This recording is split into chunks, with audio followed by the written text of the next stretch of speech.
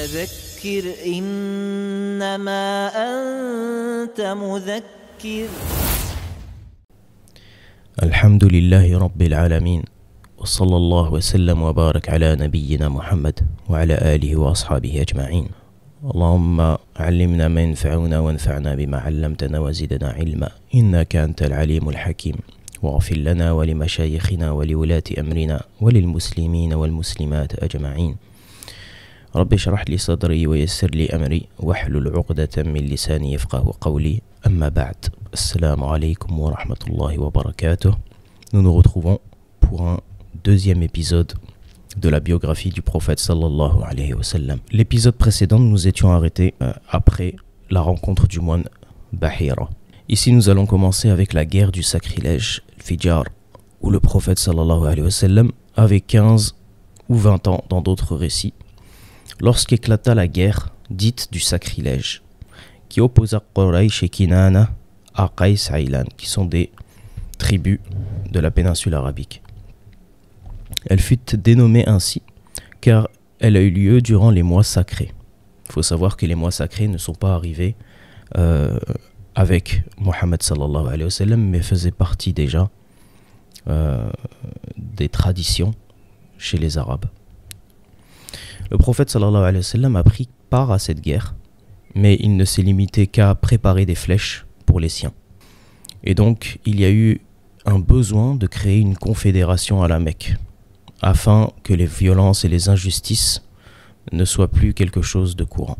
Les représentants étaient divers entre les clans, et ils furent tous convoqués pour se rencontrer dans la demeure d'un honorable vieil homme qui s'appelait Abdullah ibn Jad'an al-Taymi, afin d'y poser les fondements d'une nouvelle confédération qui répondrait aux objectifs de paix et de stabilité. Le messager d'Allah sallallahu alayhi wa sallam, juste après qu'il eut l'honneur d'assumer la responsabilité de la prophétie, il dit à propos de ce pacte: « J'ai assisté dans la maison de Abdullah ibn Jad'an à la conclusion d'un pacte. Je n'échangerai pas la part que j'y ai prise contre un troupeau de chameaux rouges. Et si l'on demandait maintenant en islam d'y prendre part, j'y répondrai favorablement. » L'incident qui conduisit à la réalisation de ce pacte, c'est qu'un homme du clan des Ubayd vient à la Mecque où il vendit quelques marchandises, et cette personne à qui il vendit ces marchandises refusa de payer. Et donc, le vendeur sollicita l'aide de ses confédérés, mais ils n'y prêtèrent pas attention. Il se rendit donc au sommet de la colline, et il déclama à haute voix des vers de poésie dans lesquels il exposa ses doléances. Ce pacte fut conclu afin de recouvrer ses droits. Le prophète sallallahu alayhi wa sallam, d'après de nombreuses sources, il aurait pendant sa jeunesse gardé des moutons pour le compte des gens des Bani Sa'd, et à la Mecque, moyennant un petit salaire.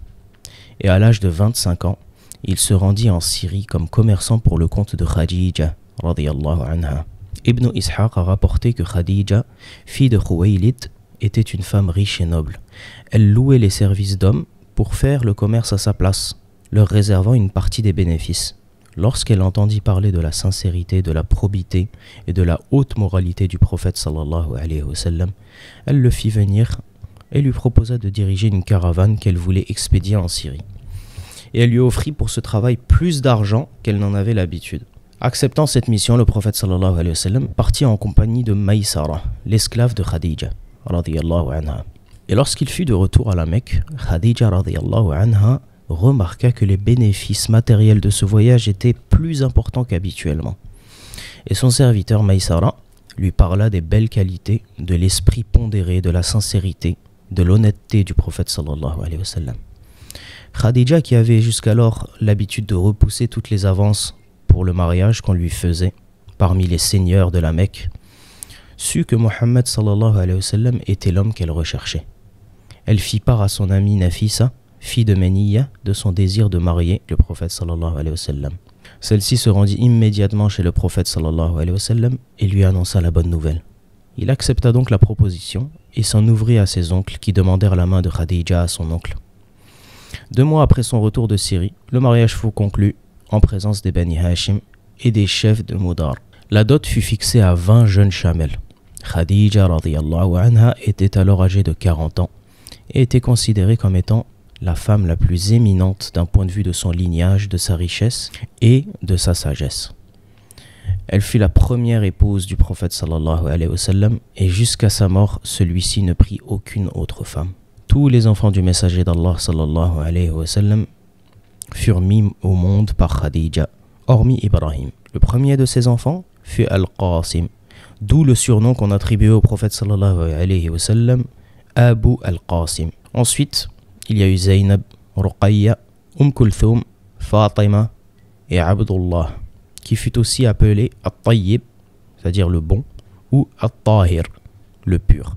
Tous ses fils moururent dans leur enfance et toutes ses filles, excepté Fatima, mourut 6 mois après son père sallallahu alayhi wa sallam. Et toutes ses filles embrassèrent l'islam et émigrèrent à Médine. Maintenant, nous allons voir un grand événement qui survint lors de la vie du prophète sallallahu alayhi wa sallam, qui est la reconstruction de la Kaaba et la question de l'arbitrage. Le prophète d'Allah sallallahu alayhi wa sallam était âgé de 35 ans lorsque les Qurayshites reconstruisirent la Kaaba. En effet, depuis l'époque d'Ismaïl, la Kaaba était une bâtisse en pierre qui ne faisait pas plus de 6,3 mètres de haut. De plus, elle n'avait pas de toit, ce qui rendait les trésors qui s'y trouvaient particulièrement vulnérables au vol. Elle était également exposée à l'action corrosive des éléments naturels du fait de son ancienneté, ce qui l'affaiblissait et craquelait dans son enceinte. 5 ans avant le début de la mission prophétique, une pluie torrentielle s'abattit sur la Mecque, au point qu'elle faillit détruire la Kaaba. Contraints de la rénover pour lui conserver son statut, les Qurayshites décidèrent de n'en utiliser que l'argent licite, excluant donc l'argent impur qui provenait de la prostitution, de l'usure ou des pratiques injustes. D'abord rempli de crainte à l'idée de faire tomber les murs de la Kaaba, mais Al-Walid ibn al-Mughira entreprit la démolition, et voyant qu'aucun malheur ne l'avait frappé, les autres se mirent alors au travail, jusqu'à atteindre les fondations établies par Ibrahim alayhi salam.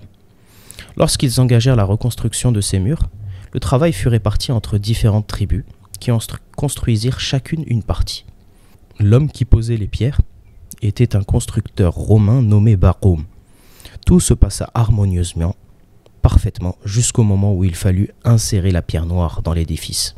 C'est alors qu'une dispute éclata parmi les chefs, et chacun voulait s'arroger l'honneur de remettre à sa place la pierre noire, al-Hajar al-Aswad. Et une effusion de sang semblait imminente. Heureusement, les chefs les plus âgés ont décidé de faire une proposition.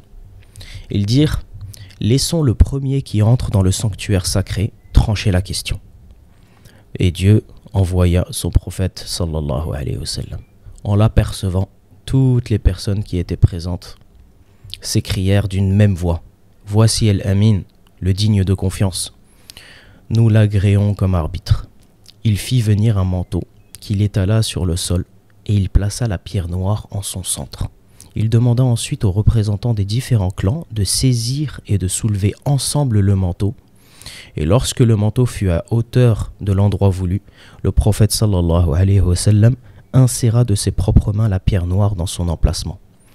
Ainsi, la crise fut désamorcée et un grave danger fut évité grâce à la sagesse du prophète sallallahu alayhi wa sallam. Les Qurayshites finirent par manquer d'argent licite. Aussi, ils décidèrent d'éliminer du mur de l'enceinte de la Kaaba une petite partie d'environ 6 coudées qui correspond à 2,7 mètres de longueur. Il s'agit du Hijr ou du Hatim, se trouvant du côté nord de la Kaaba. Et ils placèrent la porte de la Kaaba à 2 mètres au-dessus du niveau de sol afin d'en contrôler l'accès. Et lorsque les murs atteignirent une hauteur de 15 coudées, c'est-à-dire environ 6,8 mètres, on les couvrit d'un toit. La reconstruction finale avait laissé un aspect presque quadrilatéral à la Kaaba. Sa hauteur atteignait donc presque 15 mètres et le côté où fut placé à 1,50 m du sol la pierre noire était long de 10 mètres. Celui où fut placée la porte d'entrée de la Kaaba était quant à lui long de 12 mètres. Une structure haute de 25 cm et large de 30 cm entourait la Kaaba, appelée Al-Shadarwan. Elle faisait originellement partie intégrante de la Kaaba, mais lors de la reconstruction, les Qurayshites ne la réintégrèrent pas dans l'édifice de celle-ci.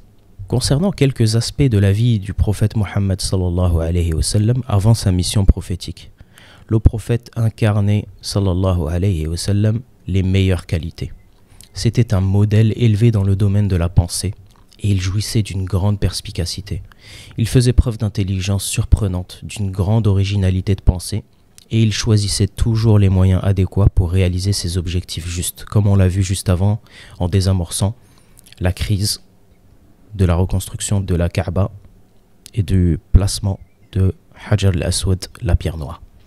Son aptitude à garder longtemps le silence, sallallahu alayhi wa sallam, a favorisé chez lui la méditation et la recherche acharnée de la vérité. Il avait un esprit vif et sa nature saine ont considérablement aidé à méditer sur la vie et les gens, ainsi que sur l'état de la société de façon générale. Il rejetait la superstition, il s'en tenait éloigné et lorsqu'il ne participait pas aux œuvres de bien, il retrouvait sa solitude. Il ne consommait ni vin, ni viande égorgée au nom des idoles, et il n'assistait pas aux fêtes païennes. Les idoles le répugnaient tellement qu'il ne supportait pas que l'on jure au nom de Allat ou Al-Uzza. Il était protégé, le prophète sallallahu alayhi wa sallam. Même lorsqu'il essayait d'obéir à son instinct qui le poussait à goûter à certains plaisirs de la vie ou de suivre certaines traditions blâmables, Allah subhanahu wa ta'ala le préservait de tout mal. Il est rapporté que le prophète sallallahu alayhi wa sallam ait dit: je n'ai jamais essayé d'agir comme les gens de mon peuple, excepté à 2 occasions, mais chaque fois, Allah Ta'ala s'interposa entre moi et ce que je voulais faire. Depuis, je n'ai plus eu de penchant pour les mauvaises coutumes. Une fois, il est rapporté, lorsque nous nous trouvions sur les hauteurs surplombant la Mecque, j'ai demandé à un berger de veiller sur mon troupeau. Je voulais en effet descendre en ville et me distraire comme les autres gens. Je m'arrêtai à la première maison où j'entendis de la musique. Je suis entré et j'ai demandé « Qu'est-ce que cela ?» Quelqu'un me dit « Il s'agit d'une fête de mariage. » Je m'assis donc pour écouter, mais Allah Ta'ala assourdit mes oreilles et seule la chaleur du soleil me réveilla le lendemain. Je suis alors revenu auprès de mon compagnon et je lui ai raconté ce qui m'était arrivé. Et la même chose se produisit une seconde fois. Depuis, il n'a plus jamais essayé, sallallahu alayhi wa sallam, d'agir de la sorte. Al-Bukhari a rapporté: lors de la reconstruction de la Kaaba, l'oncle du prophète Al-Abbas, il lui dit « Mets ton pagne autour de ton cou afin de protéger tes pierres ». Alors qu'il se pliait à cette recommandation, le prophète sallallahu alayhi wa sallam tomba à terre et ses yeux se retournèrent vers le ciel. Lorsqu'il se réveilla, il s'écria « Mon pagne, mon pagne !» Il s'enveloppa alors dans son pagne. Dans un autre récit, il a été rapporté « Depuis, sa nudité ne fut plus jamais découverte ». Le prophète sallallahu alayhi wa sallam se distinguait de son peuple par ses qualités agréables et son caractère vertueux. Son caractère viril et sa moralité étaient les meilleurs. Il était le plus sociable, le plus magnanime, le plus véridique, le plus intègre, le plus généreux, le plus pieux, le plus fidèle à ses promesses et le plus proche des hommes, au point que ses concitoyens lui donnèrent le surnom d'Al-Amin, c'est-à-dire le digne de confiance. Khadija radiyallahu anha, la mère des croyantes, le décrit en ces termes: il soutient le faible, fait profiter de ses largesses les pauvres, donne l'hospitalité à l'hôte et aide celui qui se trouve dans l'adversité. Sallallahu alayhi wa sallam. L'épisode 2 touche donc à sa fin et nous verrons dans l'épisode 3, Inch'Allah Ta'ala, les premiers moments de la révélation. هذا والله تعالى أعلم سبحانك اللهم وبحمدك أشهد أن لا إله إلا أنت أستغفرك وأتوب إليك. فذكر إنما أنت مذكر